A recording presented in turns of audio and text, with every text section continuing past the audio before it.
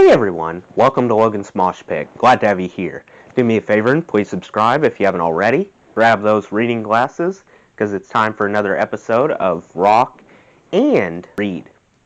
Today we'll be reading Chapter 3 of It's So Easy and Other Lies by Duff McKagan. Here we go, Chapter 3. In September 1984, I pointed the grill of my 1971 Ford Maverick south with $360 in my pocket. I was 20 years old. Heading out of town, I had the sensation that I was carrying the weight of Seattle on my shoulders. Obviously, that sort of sentiment is overly dramatized when you're barely out of your teens, and it probably also reflected the extent to which, like anyone that age, I maintained a rather more grand sense of my own importance than was warranted by reality.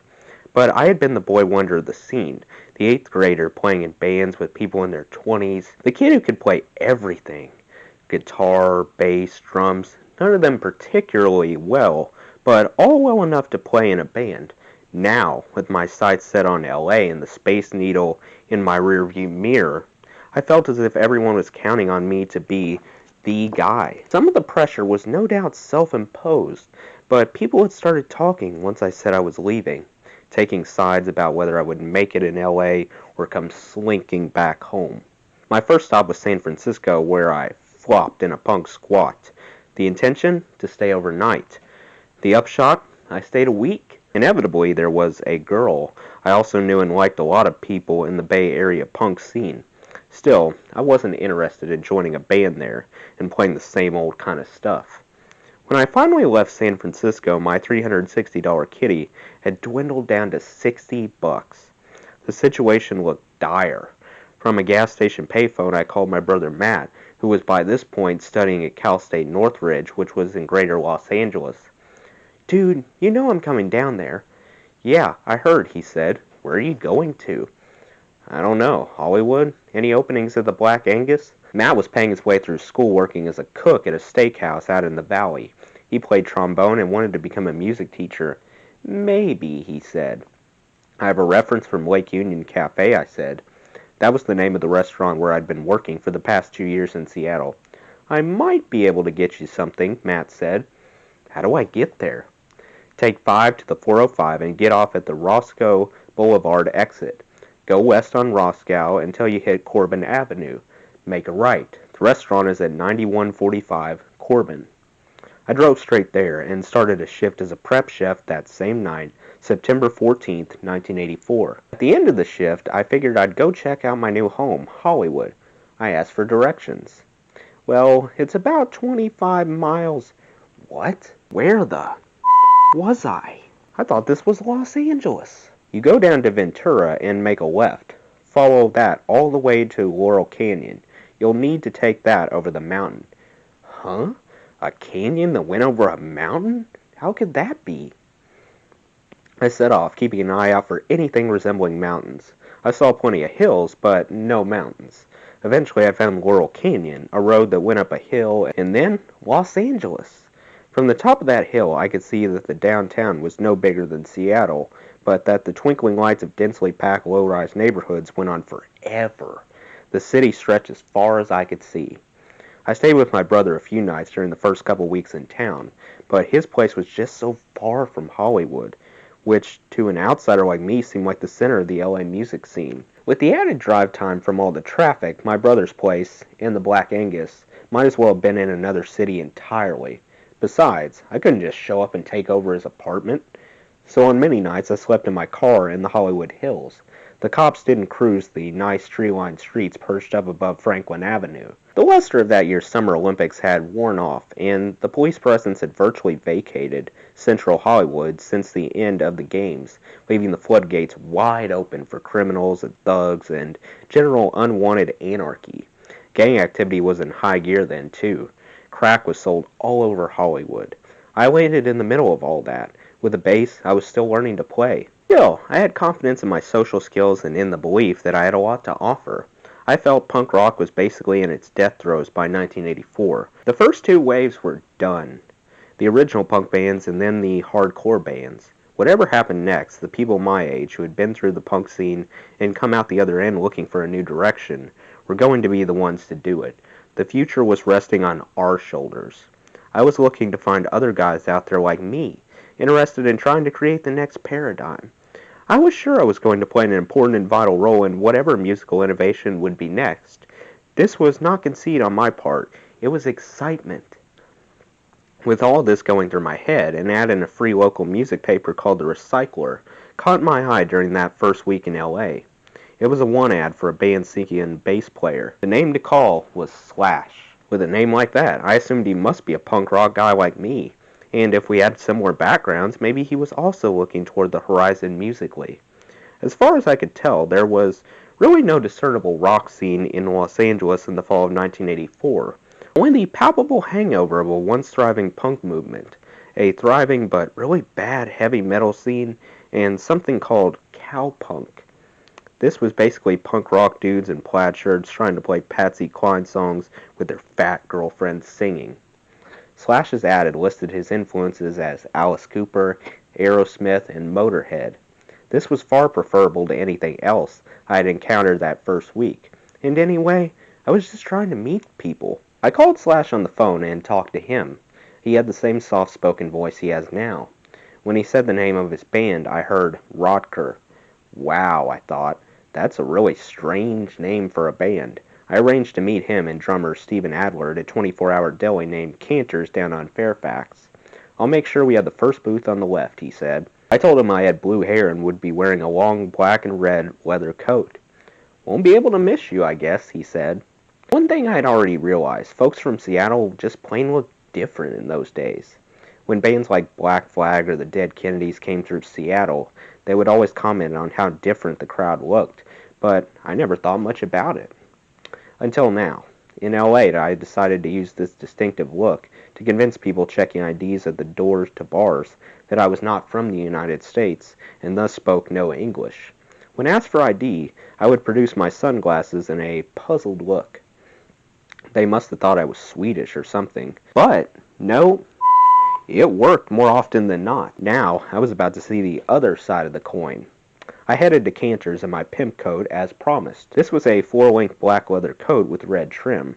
Originally, it had a big red A for Anarchy on the back, but I had taken a Sharpie marker and blacked it out when a Seattle band I was in disbanded.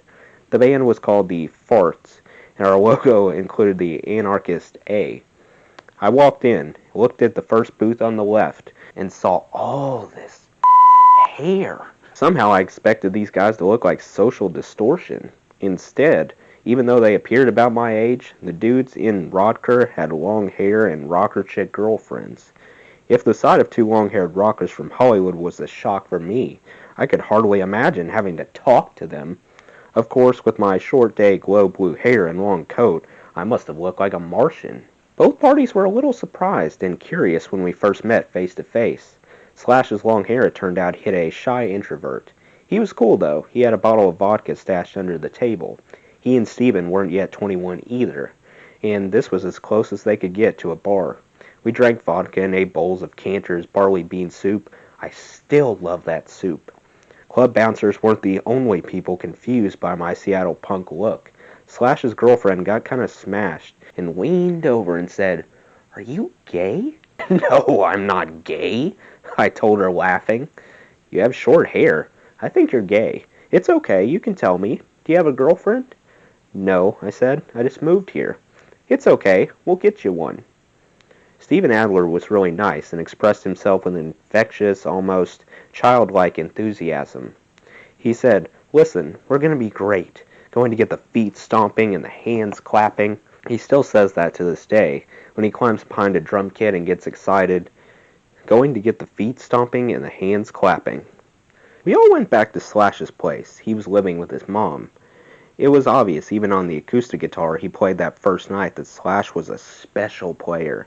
I was absolutely stunned by the raw, emotive power he so easily tapped. Slash was already in a league of his own. Watching him play guitar was a holy moment. Even so, I was afraid he and Steven were coming from a very different place musically than I was. Some of my fears reflected the way things had been in Seattle. Long-haired guys there tended to be kind of behind the times. Long hair in Seattle meant kids from the suburbs or farming or logging towns. Long hair meant heavy metal. Those of us in the punk scene called guys like that heshers. We were city kids. We thought of ourselves as ahead of the curve. Of course, some of my fears about Slash and Steven were more concrete. Anvil's Metal on Metal was part of the cover repertoire they played, and it turned out the decidedly less offbeat name of their band was Road Crew, not Rodker. Still, the more we played and talked about music and listened to music, the more common ground we found. Slash also showed me some of his artwork that night, though I never would have imagined that less than a year later he would be hand-drawing a logo for a band we would be in together, a logo featuring two pistols with thorny rose stems twisting around the barrels. Slash was an eccentric guy. He had a snake in his room. "She's really sweet," he told me. I didn't say anything, but in my mind I was going, a snake? Sweet? Still, he was cool. If nothing else, I thought, he's a genius guitar player, and I like him. And perhaps more important, I now knew where Slash lived, and I knew how to get there. Given the fact that I didn't know anyone else in town, this was key to our remaining friends. I met a lot of people in those first few weeks, but many I never ran into a second time. Now I could find Slash whenever I wanted. As an added bonus, I also liked Slash's mom. She was great to me. She called my mom to let me know I was all right. Later, she would call me at the Black Angus to make sure things were going okay. She became a surrogate mother during those initial weeks in L.A. She ended up continuing in that role for years, in fact. Slash, Steven, and I started playing together at a rehearsal space at the corner of Highland and Selma. The space cost $5 an hour, $15 if you wanted a PA. I spent a week jamming with them while sleeping in my car. In the end, though, I was kind of bummed out by the rehearsal sessions. Slash's talent notwithstanding, the way he and Steven were going about it was not my cup of tea. The songs they had, the sounds of the guitar, Steven's double-kick drum kit with all those rack toms and cymbals, it was all too conventional. They were working in a pre-existing mold. I was looking for people ready to create a new mold. There was also no singer. It felt like a high school band, albeit one with an amazing guitar player. Having already been in a dozen bands and played with countless professional musicians, I consider myself a seasoned veteran. I could tell Slash and Steven had real aspirations, that they wanted more, but I didn't move all the way to Los Angeles to play with people who were still trying to figure their out. After about a week, I told them, "I don't want to play with you, but I still want to be friends." "Oh, okay," they said. At that age, there wasn't any weirdness. It was fine to be straight like that. I loved the two of them, but Road Crew wasn't what I wanted to do at that point. We did continue to hang out a lot together. A few weeks later, in October, Slash and Steven took me to an all-ages show at a West Hollywood club called the Troubadour to see L.A. Guns. The two of them had briefly played with the singer Axl Rose in a band called Hollywood Rose, which had already happened and died. Now Axl was with this other band named for the guitar player Tracy Guns. Tracy, it turned out, was a local hero. He had gone to the same high school as Slash, and they had played in rival bands. The Troubadour was a real rock club, and at this point in my life, I had only been to one other rock club. Punk gigs in Seattle took place in completely different types of spaces. Squats, basements of private houses, VFW halls rented out for the night. Things were clearly different here in LA. Well, that's the end of Chapter 3. Let me know what you guys thought of Chapter 3 in the comments below. That does it for today's video, guys. I hope you enjoyed. Make sure to like, comment, and subscribe if you haven't already. I really appreciate the support. I'll see you next time. Until then, rock on.